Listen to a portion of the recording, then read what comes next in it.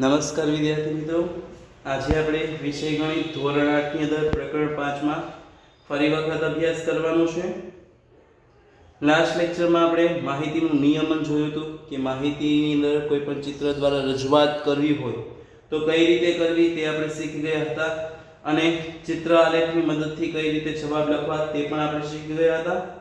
આજે આપણે ચર્ચા કરવાની છે લંબ આલેખ વિશે, જેને આપણે બીજી રીતે દંડ આલેખ પણ કહી શકીએ છીએ. તો સૌપ્રથમ આપણે તેની વ્યાખ્યા જોઈશું અને ત્યારબાદ એની અંદર આવતા અલગ અલગ મુદ્દાઓ જે છે તેના વિશે આપણે ચર્ચા કરીશું. તો અહીં લંબ આલેખની વ્યાખ્યા લખીએ તો કંઈક એવી થાય છે: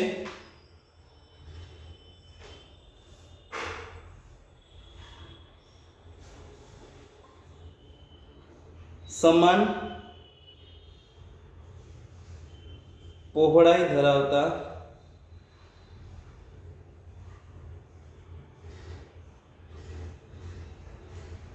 સ્તંભોની મદદથી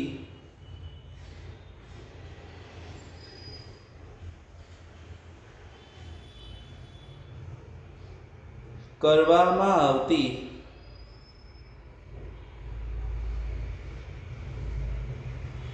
માહિતીની રજૂઆતને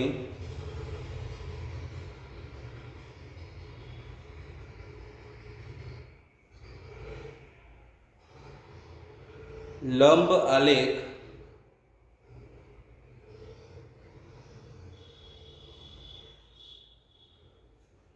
કૌંસમાં દંડ આલેખ કહેવામાં આવે છે.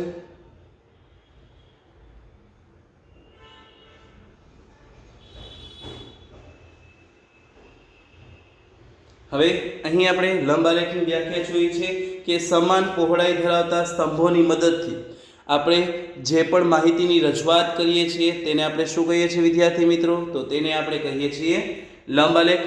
આના વિશે આપણે ધોરણ 6 અને 7 બંનેમાં અભ્યાસ કરી ચૂક્યા છીએ કે લંબ આલેખ કોને કહી શકાય, અને આપણે દોરતા પણ શીખ્યા છીએ. પરંતુ આપણે 8મા ધોરણમાં પણ આ દોરતા શીખવાનું છે અને આની અંદર આગળ વધવાનું છે. તો હવે આપણે વાત કરીએ લંબ આલેખની. તો લંબ આલેખ વિશે આપણને બધાને ખબર પડી ગઈ કે લંબ આલેખ કોને કહી શકાય. હવે આપણે ચર્ચા કરીશું કે લંબ આલેખની અંદર આવતા અલગ અલગ મુદ્દાઓ વિશે. લંબ આલેખની અંદર સૌપ્રથમ મુદ્દો જોઈએ તો આવે છે પેલું એક્સ અક્ષ.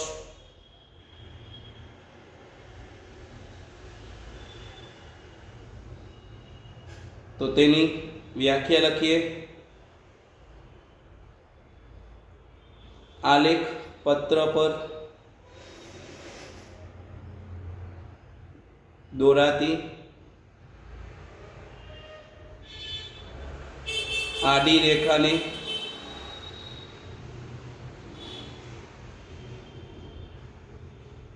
એક્સ અક્ષ કહેવામાં આવે છે.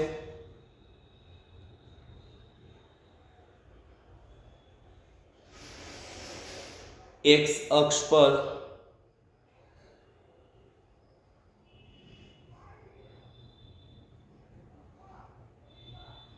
શાબ્દિક માહિતી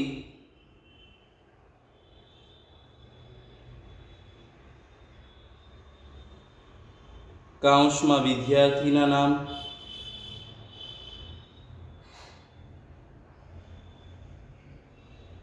વાર, મહિના વગેરે કૌંસ પૂરો મૂકવામાં આવે છે.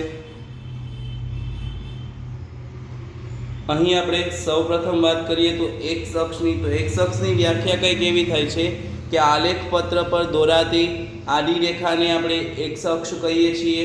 આપણને ખ્યાલ જ છે કે જે આલેખ પત્ર હોય એના ઉપર આપણે જે પણ આડી રેખા દોરતા હોઈએ તે રેખાને આપણે એક્સ અક્ષ કહેતા હોઈએ છીએ. રેડી વિદ્યાર્થી મિત્રો? હવે બીજો પોઈન્ટ જોઈએ આપણે. તો બીજો પોઈન્ટ આપણો કંઈક એવો થશે વાય અક્ષ.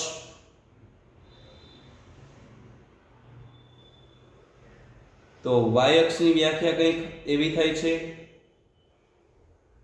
આલેખ પત્ર પર દોરાતી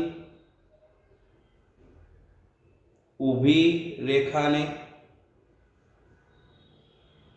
વાય અક્ષ કહે છે અથવા તો કહેવામાં આવે છે.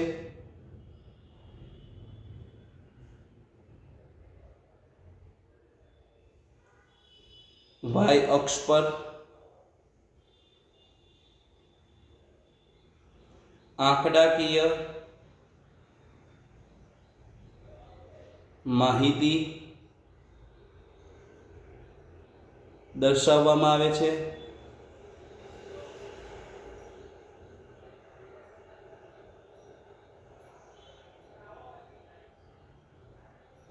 તેથી તેનું પ્રમાણમાપ લેવું પડે છે. અહીં વાત કરી છે હવે વાયક્ષની. તો વાયક્ષ વિશે આપણે બધાને ખ્યાલ જ છે કે આલેખપત્ર પર દોરાતી જે ઊભી રેખા હોય એને આપણે વાયક્ષ કહેતા હોઈએ છીએ. ઊભી રેખા આપણે જે દોરતા કે જેની અંદર આપણે કેવી માહિતી રજૂ કરીએ છીએ તો કે આપણે ત્યાં આંકડાકીય માહિતી રજૂ કરતા હોઈએ છીએ. રેડી વિદ્યાર્થી મિત્રો? તો આંકડાકીય માહિતી જે હોય એને આપણે એમને રજૂ નથી કરવાની. તે માટે આપણે શું કરવાનું છે તો કે તે માટે આપણે એનું પ્રમાણમાપ લેવું પડે કે 1 સેમી બરાબર વાય અક્ષ પર આટલા દિવસો અથવા તો આટલા વાર જે પણ આપણને આપેલું હોય તે મુજબ આપણે ત્યાં હિસાબ કરવાનો હોય છે. તો આ હતો આપણો બીજો પોઈન્ટ વાય અક્ષ. હવે ચર્ચા કરીએ આપણે ત્રીજા પોઈન્ટની. તો ત્રીજો પોઈન્ટ આપણો કંઈક એવો થશે ઉગમ બિંદુ.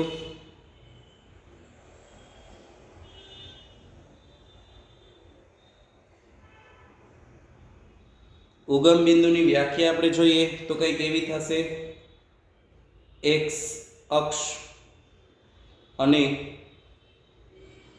વાય અક્ષના છેદ બિંદુને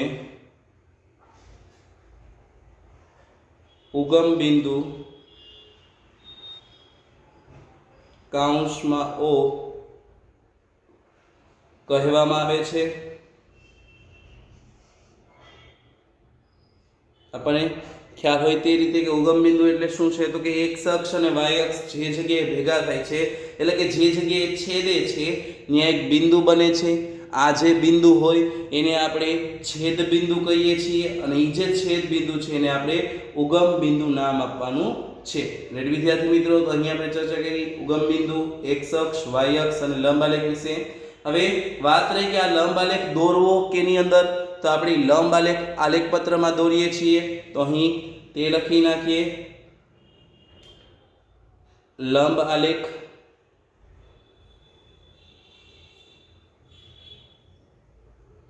આલેખપત્રમાં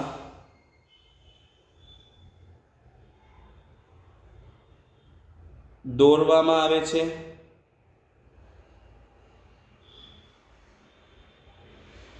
આગળ વધીએ તો હવે આલેખપત્ર વિશે ચર્ચા કરીએ. તે આલેખપત્ર કેટલા પ્રકારના હોઈ શકે? તો આલેખપત્ર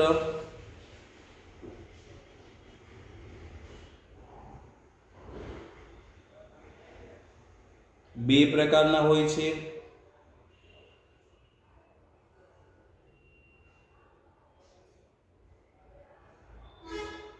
પેલો 5 ખાનાવાળો 5 ખાનાવાળા આલેખપત્ર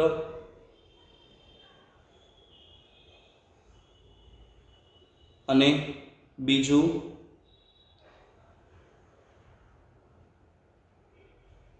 10 ખાનાવાળા આલેખપત્ર. તો અહીં આપણે આલેખપત્ર જોઈએ કે આલેખપત્ર કેટલા પ્રકારના હોય છે. તો આલેખપત્ર છે એ બે પ્રકારના હોય છે, 5 ખાનાવાળા અને 10 ખાનાવાળા. આપણે અત્યારે ધોરણ 8માં છીએ એટલે આપણી પાસે 5 ખાનાવાળા જે આલેખપત્ર હોય એનો જ ઉપયોગ કરવાનો છે. 10 ખાનાવાળા આલેખપત્ર છે જ્યારે તમે મોટા સ્ટાન્ડર્ડમાં જશો 9માં 10માં ત્યારે તેનો ઉપયોગ થશે. તો આજે આપણે માહિતી મેળવી છે પહેલાં સૌપ્રથમ આલેખપત્રની અને લંબ આલેખની. કે લંબ આલેખ કોને કહેવાય, એની અંદર કયા કયા મેઇન મુદ્દાઓ આવે છે તો કે એક્સ અક્ષ, વાય અક્ષ અને ઉગમ બિંદુ આ ત્રણ મુદ્દા પરફેક્ટ હોય છે કે જે હોય જ છે કોઈ પણ ની અંદર.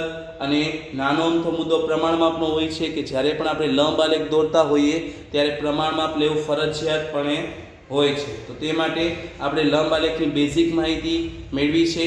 હવે આપણે જોશું કે લંબ આલેખની મદદથી પ્રશ્ન જવાબ કઈ રીતે લખવા અને ત્યારબાદ આપણે લંબ આલેખ દોરતા શીખીશું. રેડી વિદ્યાર્થી મિત્રો? તો હવે જોઈએ પ્રશ્ન જવાબ લંબ આલેખની મદદથી.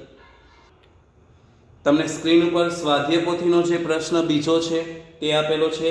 તેની સૂચના સૌપ્રથમ વાંચીએ તો શું કીધેલું છે?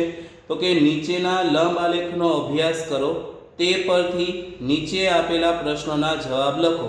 હવે નીચે જે આપણે લંબ આલેખ આપેલો છે તે લંબ આલેખ જોશું, તે આપણે સમજીશું અને ત્યારબાદ શું કરવાનું છે કે ત્યારબાદ જે પ્રશ્ન જવાબ આપેલા છે તેના આપણે જવાબ લખવાના છે. રેડી વિદ્યાર્થી મિત્રો? તો અહીં સૌપ્રથમ ચર્ચા કરીએ કે મેં તમને હમણાં જ થોડી વાર પહેલાં જ તમને અલગ અલગ મુદ્દાઓ સમજાવ્યા હતા. તે મુદ્દાઓ પહેલાં જોઈ લઈએ અને ત્યારબાદ આપણે આગળ ચર્ચા કરીએ. તો આલેખપત્ર તો જોઈ જ શકીએ છીએ કે પાછળનો જે તમને ઊભા અને આડા લીટાવાળો જે ભાગ છે એ આખો આલેખપત્ર છે કે જે અત્યારે 5 ખાનાવાળો, આપણે 8મા ધોરણમાં છીએ એટલે 5 ખાનાવાળા આલેખપત્રનો ઉપયોગ કરીએ છીએ. રેડી વિદ્યાર્થી મિત્રો? ત્યારબાદ ચર્ચા કરીએ તો લંબ આલેખની કે અહીં આપણે જોઈ શકીએ છીએ કે સમાન પહોળાઈ ધરાવતા જે આકાર છે, સ્તંભો છે, અને સ્તંભ કહી શકીએ આપણે. તો આ જે સમાન આકાર ધરાવતા જે સ્તંભો છે એની મદદથી આપણે માહિતીની રજૂઆત કરી છે. જુઓ નીચે વિષય રેખા છે એ વિદ્યાર્થીઓના મેળવેલા ગુણ લેખા છે. તો સમાન પહોળાઈ ધરાવતા સ્તંભોની મદદથી જે આપણે માહિતીની રજૂઆત કરીએ છીએ તેને આપણે શું કહીએ છીએ? તો કે તેને આપણે લંબ આલેખ કહીએ છીએ. ત્યારબાદ વાત કરી હતી એક્સ અક્ષની. તો એક્સ અક્ષની એટલે કે આલેખપત્રમાં દોરાતી આડી રેખાને આપણે એક્સ અક્ષ કહીએ છીએ. તો તમને જોવામાં આવે છે કે આખો જે ભાગ આડી રેખા છે એ એક્સ અક્ષ છે. અને અહીંયા આપણે શાબ્દિક માહિતી, જો અહીં વિષયના નામ લખ્યા છે તો શબ્દવાળી માહિતી થઈ ગઈ. રેડી વિદ્યાર્થી મિત્રો? તો ત્યાં આપણે શું કર્યું છે? શબ્દવાળી માહિતી લખી છે. રેડી? તો અહીં આપણે એક્સ અક્ષ ઉપર હંમેશા શાબ્દિક માહિતી દર્શાવવાની રહેશે. ત્યારબાદ આપણે વાત કરીએ વાય અક્ષની. તો આલેખપત્ર પર દોરાતી ઊભી રેખાને, જો અહીં મેં એક ઊભી રેખા દોરી છે તેનું નામ વાય અક્ષ છે. કારણ કે આલેખપત્ર પર દોરાતી ઊભી રેખાને આપણે શું કહીએ છીએ? તો કે વાય અક્ષ કહીએ છીએ. વાય અક્ષ ઉપર કેવી માહિતી મૂકવામાં આવે છે? તો વાય અક્ષ ઉપર આપણને મેં કીધું હતું તે રીતે કે આંકડાકીય માહિતી મૂકવામાં આવે છે. આ જે આંકડાકીય માહિતી છે આપણે તેમને મૂકી નથી શકતા, પણ તે માટે આપણે પ્રમાણમાપ લેવું પડે છે. શું લેવું પડે છે વિદ્યાર્થી મિત્રો? તો કે પ્રમાણમાપ લેવું પડે છે કે આ 1 એકમ એટલે કે આ જે એક બોક્સ છે જેને આપણે 1 સેમી પણ કહી શકીએ. આ જે 1 સેમી જે વાળું જે બોક્સ હોય એના બરાબર કેટલી લંબાઈ છે? તો 10 ગુણ લેવાના છે. તો આપણે જો આ જે આખું જે એક બોક્સ છે એમાં 10 લીધા છે. 10 નું ડિસ્ટન્સ રાખીને આગળ વધતા જઈએ તો 10 30 40 50 60 70 એ રીતે આપણે લખ્યા છે. હવે આપણે જોઈએ તો આ તો આપણે બેઝિક માહિતી મેળવી કે અહીં લંબ આલેખ જે હોય એની અંદર કયા કયા મુદ્દાઓ હોય. એની અંદર આપણે હજી એક મુદ્દો છે તે જોઈ લઈએ કે એક્સ અક્ષ અને વાય અક્ષ જે જગ્યાએ ભેગો થાય છે ત્યાં એક છેદ બિંદુ બનાવે છે. એવો આપણે એક મુદ્દો આવતો હતો. તો અહીંથી આ એક્સ અક્ષ ભેગો થાય છે અને અહીંથી વાય અક્ષ ભેગો થાય છે. તો અહીં છેદે છે ને એક બિંદુ બનાવે છે. આ બિંદુ છે એને આપણે ઉગમ બિંદુ કહી શકીએ. અહીં 0 લખ્યો છે. રેડી? 0 અથવા O તમે કોઈ પણ કહી શકો છો. ઓકે? તો અહીં આપણે આ જે એક્સ અક્ષ અને વાય અક્ષ જે જગ્યાએ છેદે છે ને એક બિંદુ બનાવે છે તેને આપણે શું કહીએ છીએ? તો તેને આપણે ઉગમ બિંદુ કહીએ છીએ. રેડી? હવે આપણે આ બેઝિક માહિતી બધી મેળવી લીધી છે. લંબ આલેખની અંદર આટલી વસ્તુ તો આવે છે: એક્સ અક્ષ, વાય અક્ષ, ઉગમ બિંદુ ને પ્રમાણમાપ. આટલી વસ્તુ તેમાં હોય જ છે. તેના વિશે આપણે માહિતી મેળવી લીધી. હવે આ જે લંબ આલેખ છે તેમાં શું કીધેલું છે તે જોઈએ. તો અહીં આપણને સૌપ્રથમ એક વિદ્યાર્થીના માર્ક આપેલા છે કે તેને અલગ અલગ એને જે એક્ઝામ આપી હતી તેની અંદર કેટલા માર્ક આવેલા છે તે આપણને આપેલા છે. અને અહીંયા અલગ અલગ વિષય દર્શાવેલા છે: હિન્દી, અંગ્રેજી, ગુજરાતી, ગણિત, વિજ્ઞાન, સામાજિક વિજ્ઞાન. રેડી? આવી રીતે આપણને અહીંયા આપેલા છે વિષયો. અને બાજુમાં એના માર્ક આપેલા છે કે અહીં 10 20 30 40 50 એમાંથી જ્યાં સુધી એને માર્ક આવ્યા હતા એ આપણને અહીંયા દર્શાવેલા છે. રેડી? તો હવે આપણે એના માર્ક જોઈ લઈએ કે કોઈ પણ વિદ્યાર્થી હોય તો એમાં કેટલા માર્ક એને હિન્દીમાં આવેલા છે. તો સૌપ્રથમ ચર્ચા કરીએ હિન્દીની. તો હિન્દીનો જે આખો આલેખ લંબ છે એ આપણે 40 અને 50 ની વચ્ચે આવે છે. એમાંથી આપણે હવે ડિસાઈડ કરવાનું છે કે આને કેટલા હશે માર્ક. તો અહીં આપણે મેં તમને 7મા ધોરણમાં શીખવાડ્યું છે કે જ્યારે વચ્ચેના લીટાને આપણે ગણતરીમાં લેવાના હોય ત્યારે આ જે વચ્ચેના નાના નાના લીટા હોય એને આપણે ધ્યાનમાં લેવા પડે. તો અહીં 10 ગુણ છે એટલે કે આ જે એક લીટો હશે એ 2 નો હશે. રેડી વિદ્યાર્થી મિત્રો? આ જે અંદરના જે નાના નાના લીટા છે એ 2 ના હશે. તો 40 પછી 41 42 43 44 અને 45 46. તો અહીં 45 થી 46 સુધીનો જે લીટો છે ત્યાં સુધી આપણે હિન્દીના માર્ક છે. તો અહીં ઉપર લખી નાખીએ એટલે ભૂલ ન થાય. 46 આ લખવું જરૂરી નથી કે ફરજિયાત નથી, ન લખી તો ચાલે. રેડી વિદ્યાર્થી મિત્રો? અહીં તો ખાલી આપણે બેઝિક માહિતી માટે ભૂલ ન થાય તે માટે આપણે લખેલું છે. ત્યારબાદ વાત કરીએ અંગ્રેજીના માર્કની. તો અંગ્રેજીના માર્કનો લંબ જે છે તે 50 અને 60 ની વચ્ચે આવે છે, તે આપણને દેખાય છે.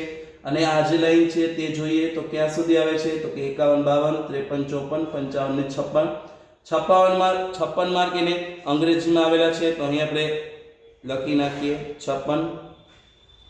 ગુજરાતીમાં જોઈએ તો ગુજરાતીની અંદર 30 અને 40 ની વચ્ચે માર્ક આવેલા છે.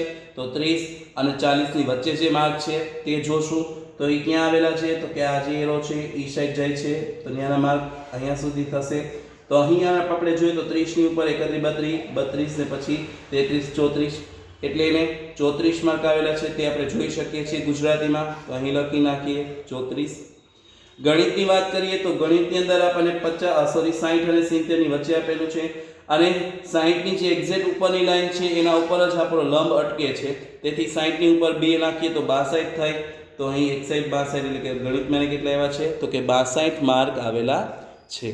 હવે આગળ વધીએ આપણે તો આપણને વિજ્ઞાન આપેલું છે. તો વિજ્ઞાનની અંદર જોઈએ તો સૌપ્રથમ તો એ 30 અને 40 ની વચ્ચે આવે છે અને સાથોસાથ આપણે જોઈ શકીએ છીએ કે ગુજરાતીના માર્ક અને વિજ્ઞાનના માર્ક સરખા છે. તેથી આ જે ગુજરાતીના 34 હોય તો આના પણ કેટલા થવાના છે? તો કે 34 જ થવાના છે. તે દર્શાવી દીધા. હવે વાત કરીએ સામાજિક વિજ્ઞાનની. તો સામાજિક વિજ્ઞાનમાં સૌપ્રથમ એ 20 અને 30 ની વચ્ચે આવે છે. 20 અને 30 ની વચ્ચે હોવાથી આપણે એને જોશું કે કઈ લાઈન એમાં મેચ થાય છે. તો અહીં આપણે લાઈન જોઈ લઈએ સૌપ્રથમ અને ત્યારબાદ ગણતરી કરીએ. તો અહીં આપણે જોઈ શકીએ છીએ કે આ લાઈન આવી શકે છે. તો હવે 20 ની ઉપર 21 22 23 24 25 ને 26 એટલે કે એને 26 માર્ક છે. તો અહીં આપણે લખી નાખીએ 26 SS માં. તો આના ઉપરથી આપણને એના માર્ક ખબર પડી છે. ખાસ કરીને અહીં જે પણ લંબ દોરેલા હતા તે એક્ઝેક્ટ બે જે મેઇન લીટી હોય એની વચ્ચેની લીટીમાં આવતા હતા. એટલે આપણે આ મુજબનો હિસાબ કરવો પડે. જ્યારે અહીં 10 નું પ્રમાણમાં લીધું હોય ત્યારે અંદરની જે લીટી હોય એ 2 ની હોય તે ખાસ ધ્યાન રાખવાનું. નાની નાની જે ઝીણી ઝીણી લીટી હોય એ કેટલાની હોઈ શકે છે વિદ્યાર્થી મિત્રો? તો કે 2 ની હોઈ શકે છે. તો અહીં આ જે વિદ્યાર્થી છે એના હિન્દીમાં 46 માર્ક છે, અંગ્રેજીમાં 56 માર્ક છે, ગુજરાતીની અંદર 34 માર્ક છે, ગણિતમાં 62 માર્ક છે, વિજ્ઞાનમાં 34 માર્ક છે અને સામાજિક વિજ્ઞાનમાં 26 માર્ક છે. તો આમાંથી આપણે એક વસ્તુ તો કહી શકીએ કે એ જે બાળક છે એને ગણિતમાં સૌથી વધુ માર્ક આવ્યા છે, જે આપણે લંબ ઉપરથી જ ખબર પડી છે, અને સૌથી ઓછા માર્ક SS ની અંદર આવ્યા છે જે 26 છે. ત્યારબાદ સરખા માર્ક જોઈએ આપણે તો સરખા માર્ક ગુજરાતી અને વિજ્ઞાનમાં આવેલા છે કે જે 34 છે. તો હવે આપણને જે પ્રશ્ન જવાબ આપેલા છે એ પ્રશ્ન જવાબની સમજૂતી મેળવીએ. તો અહીં આપણને 4 પ્રશ્નો આપેલા છે. આ 4 પ્રશ્નોના આપણે જવાબ લખવાના છે. એમાં પહેલો પ્રશ્ન જોઈએ તો આપણને એવું કીધેલો છે કે આ લંબ આલેખ કઈ માહિતી દર્શાવે છે, કે આપણે જે હમણાં લંબ આલેખ જોયો તે કેવા પ્રકારની માહિતી દર્શાવે છે.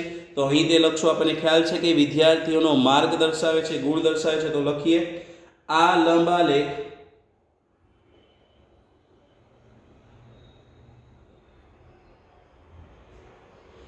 વિદ્યાર્થીએ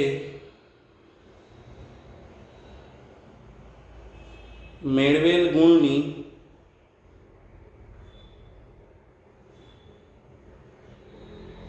માહિતી દર્શાવે છે. પહેલા પ્રશ્નનો આપણે જવાબ લખ્યો છે. હવે આપણે જોઈએ બીજો પ્રશ્ન. તો બીજો પ્રશ્ન આપણને એવો આપેલો છે કે વિદ્યાર્થીએ કયા વિષયમાં સૌથી વધુ ગુણ મેળવ્યા છે અને કેટલા છે. તો તેનો હવે જવાબ લખીએ આપણે. તો આપણને ખ્યાલ હતી કે આ જે વિદ્યાર્થી હતો તેને ગણિત વિષયમાં સૌથી વધુ ગુણ મેળવ્યા છે અને એ કેટલા હતા તો કે 62 હતા. તો અહીં આપણે લખી નાખીએ વિદ્યાર્થીએ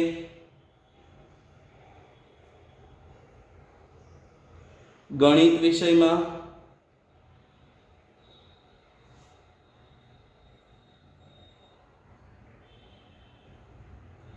સૌથી વધુ ગુણ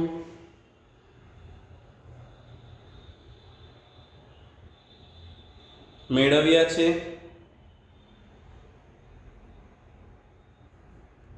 જે 62 ગુણ છે.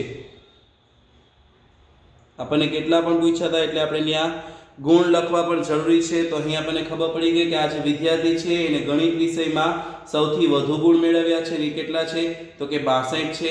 હવે આપણે ત્રીજો પ્રશ્ન જોઈએ. તો ત્રીજો પ્રશ્ન આપણને કંઈક એવો આપેલો છે કે વિદ્યાર્થીએ કયા વિષયમાં સૌથી ઓછા ગુણ મેળવ્યા છે અને કેટલા છે. તો હવે આપણે તે પ્રશ્નનો જવાબ લખીએ. તો આપણને ખ્યાલ જ છે કે આ જે વિદ્યાર્થી હતો તેને સામાજિક વિજ્ઞાનની અંદર સૌથી ઓછા ગુણ મેળવ્યા છે. તો આપણે તે લખીશું વિદ્યાર્થીએ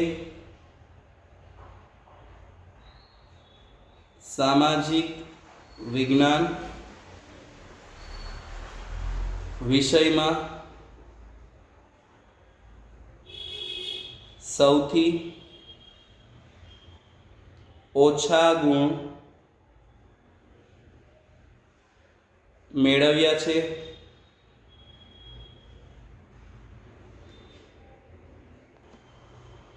જે 26 ગુણ છે. હવે અહીં આપણે જોયું કે ઓછા ગુણ એસએસમાં હતા અને કેટલા હતા તો કે 26 હતા. હવે વાત કરીએ ચોથા પ્રશ્નની. તો ચોથો પ્રશ્ન આપણને એવો આપેલો છે કે વિદ્યાર્થીએ કયા બે વિષયમાં સરખા ગુણ મેળવ્યા છે અને કેટલા છે. તો આપણે હવે તેનો જવાબ લખીશું. તો આપણે લંબ આલેખમાં જોયું હતું કે ગુજરાતી અને વિજ્ઞાન વિષય છે તેની અંદર એને સરખા ગુણ મેળવ્યા છે અને તે ગુણ 34 છે. તો અહીં આપણે લખી નાખીએ વિદ્યાર્થીએ ગુજરાતી અને વિજ્ઞાન આ બે વિષયમાં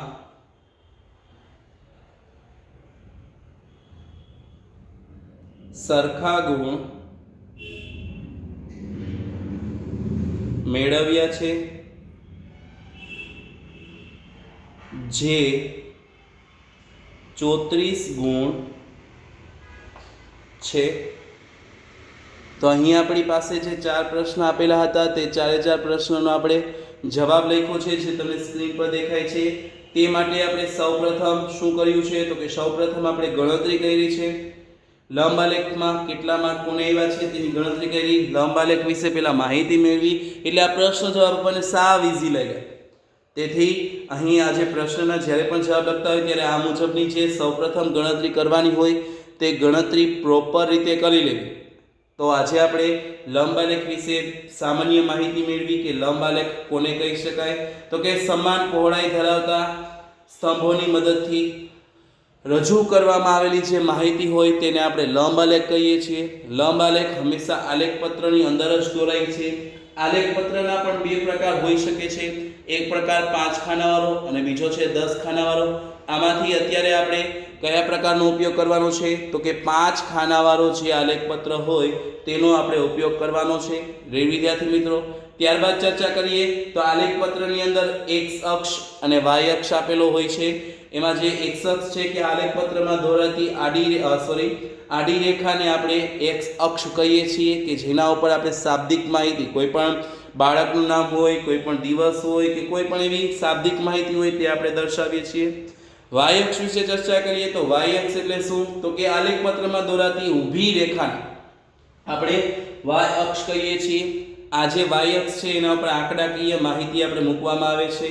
એ આંકડાકીય માહિતી આપણે મૂકવી હોય તો તે માટે આપણે કોનો ઉપયોગ કરવો જોઈએ તો તે માટે આપણે પ્રમાણમાપ જે હોય તેનો ઉપયોગ કરવામાં આવે છે.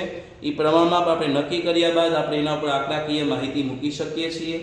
ત્યારબાદ એક્સ અક્ષ અને વાય અક્ષનું જે છેદ બિંદુ હોય છે તેને આપણે ઉગમ બિંદુ કહીએ છીએ. એ ઉગમ બિંદુની મદદથી જ આપણે આંકડાકીય માહિતી દર્શાવવાનું સ્ટાર્ટિંગ કરી શકીએ છીએ. રેડી વિદ્યાર્થી મિત્રો? તો આજનું હોમવર્ક હવે આપણે જોઈ લઈએ. તો આજે મેં તમને સમજાવ્યું છે અને જે સ્વાધ્યાય પોથીમાં કરાયેલું છે એ એકવાર બંને વસ્તુ રફ બુકમાં કરવાની જ છે, જે સમજાવ્યું તે પણ અને આ સ્વાધ્યાય પોથીમાં જે કરાયું છે તે પણ. સાથોસાથ સ્વાધ્યાય પોથીની અંદર પણ આ જે 4 પ્રશ્ન છે તે ઉતારવાના રહેશે. રેડી વિદ્યાર્થી મિત્રો? ટૂંકમાં આજે કરાવેલ એકવાર રફ બુકમાં અને એકવાર સ્વાધ્યાય પોથીમાં કરવું. સ્વાધ્યાય પોથીમાં જ્યારે કરો છો ત્યારે આપણે વ્યવસ્થિત રીતે પ્રશ્ન લખવાના છે અને રફ બુકમાં જ્યારે કરો છો ત્યારે ઓલો જે લંબ આલેખ છે એ ફરજિયાતપણે દોરવાનો રહેશે અને મેં જે ચોપડામાં તમને સમજાવ્યું છે તે પણ લખવાનું રહેશે. ઓકે વિદ્યાર્થી મિત્રો? તો આજનો લેક્ચર અહીં હું પૂરો કરું છું. આશા છે બધાને લંબ આલેખની જે સામાન્ય બેઝિક માહિતી છે તે બધાને મળી ગઈ હશે અને આ જે માહિતી છે તે આગળ જતાં કામ આવશે, તેથી યાદ રાખજો. તો અહીં આજનો લેક્ચર હું પૂરો કરું છું. રેડી વિદ્યાર્થી મિત્રો? Thank you.